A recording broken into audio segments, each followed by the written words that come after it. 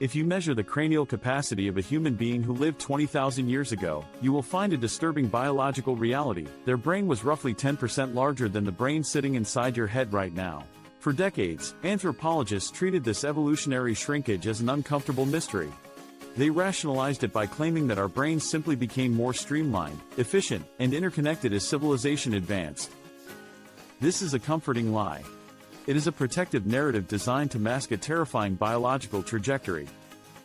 In evolutionary biology, there is only one specific scenario where a species experiences a rapid, systematic reduction in brain volume, a shrinking of the prefrontal cortex, and a permanent decline in independent survival instincts. It is called domestication syndrome. When you domesticate a wild animal, whether it is a wolf turning into a dog or a wild boar turning into a pig, the physical and psychological changes are completely uniform across every single species. Their jaw structures shorten, their coloring changes, their adrenal glands shrink, and their overall brain volume plummets. Why? Because they no longer inhabit an unpredictable, high-stakes environment where their survival depends on hyper-focused problem-solving, spatial navigation, and constant situational awareness. They are placed in a safe, managed container where food is provided, threats are artificial, and compliance is rewarded with survival. You believe you are the master of civilization. You assume that the rapid technological advancements of the digital age are tools designed to expand your cognitive capacity. The evolutionary reality is precisely the reverse. You are living inside a hyper-engineered digital enclosure. You are currently subjected to the most massive, systematic biological domestication project in human history. The systems you interact with every day are not built to maximize your potential, they are mathematically optimized to shrink your cognitive surplus, paralyze your critical thinking, and turn your mind into a predictable, easily managed resource. Part 2. The Anatomy of Systemic Attrition. To understand the mechanics of this psychological enclosure, we must look at how an organism's environment physically sculpts its neural architecture. The human brain operates on a strict metabolic budget. It consumes roughly 20% of your body's total caloric energy despite accounting for only 2% of your mass.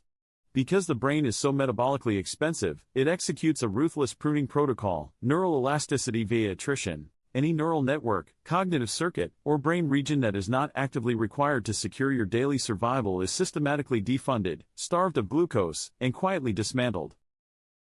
In a wild, unmanaged environment, an individual's prefrontal cortex, the seat of working memory, impulse control, long-term projection, and resistance, is kept under continuous structural tension.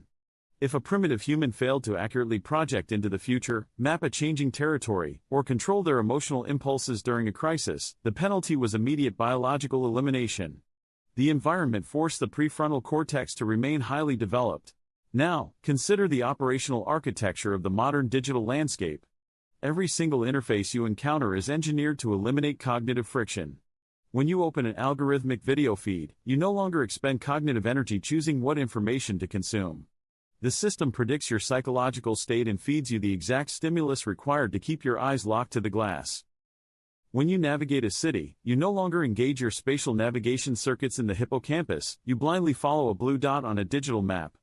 When you face a complex question, you no longer run a rigorous, internal analytical process, you query an external artificial interface to hand you a predigested summary of reality. By systematically removing every layer of cognitive friction from your life, the system has placed your prefrontal cortex into a state of total structural atrophy. The executive circuits of your brain are sitting entirely idle.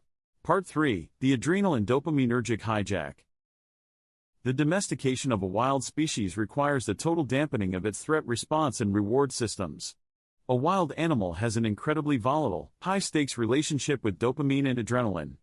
Dopamine is released exclusively during the high-risk pursuit of scarce resources. Adrenaline spikes violently during immediate, physical crises and then drops back to absolute zero. This extreme contrast keeps the animal sharp, sovereign, and highly adaptive. Inside the human domestication enclosure, this neurochemical balance is intentionally flattened. The system utilizes a dual-engine protocol known as chronic dopaminergic saturation and low-grade adrenal stimulation. This continuous saturation causes a severe downregulation of your dopamine receptors.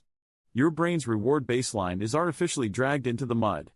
When your baseline is corrupted, your capacity to experience motivation for long-term, high-effort, abstract goals, such as mastering a difficult skill or staging a systemic exit, is completely paralyzed. At the same time, the constant stream of outrage media and digital notifications keeps your amygdala locked in a state of permanent, low-grade cortisol release. You live in a continuous state of mild, unresolved survival panic. This is the ultimate status of the domesticated animal, permanently exhausted, chemically overstimulated, mildly anxious, and entirely incapable of generating the raw cognitive power required to challenge the parameters of the enclosure. You are kept just distracted enough to never realize the walls are closing in, and just tired enough to never fight back. Part 4. The phenomenon of learned dependency.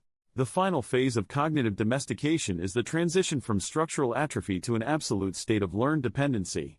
In behavioral psychology, if you place an organism inside an environment where its actions have zero measurable, predictable impact on its systemic survival outcomes, its nervous system executes a total shutdown of voluntary agency.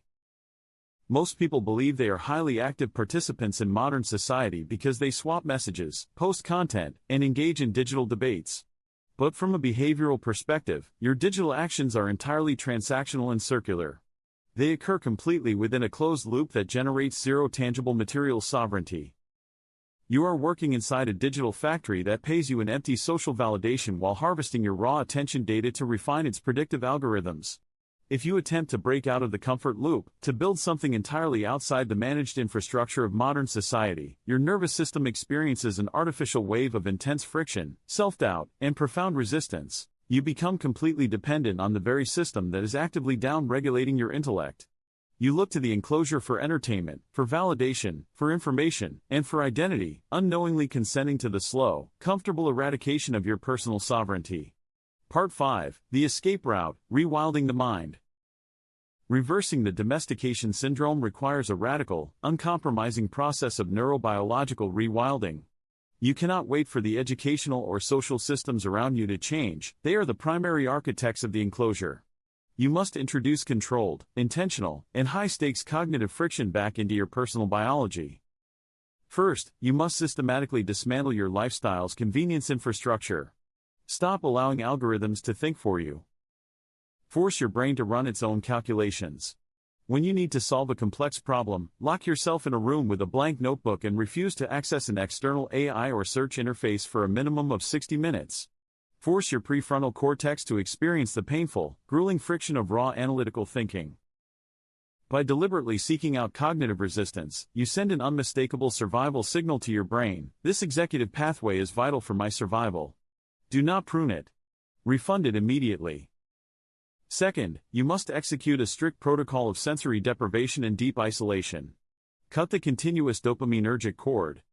Establish explicit windows in your week where you enter a state of complete digital anonymity: no tracking, no feeds, no communication. Force your nervous system to acclimatize to absolute silence and extended periods of boredom. When you drain the synthetic dopamine out of your system, your receptors naturally repair themselves. Your baseline sensitivity restores. The complex tasks that once felt like a boring prison sentence transform back into what they truly are: high-stakes, deeply engaging intellectual playgrounds where your competitive advantage is forged. The project to domesticate the human mind is operating at a scale never before seen on Earth. It has turned your natural desire for safety into a highly optimized cage that shrinks your intellect every single day. The enclosure is moving around you every single day. The choice to remain a domesticated resource, or become an apex strategist, is entirely yours. Step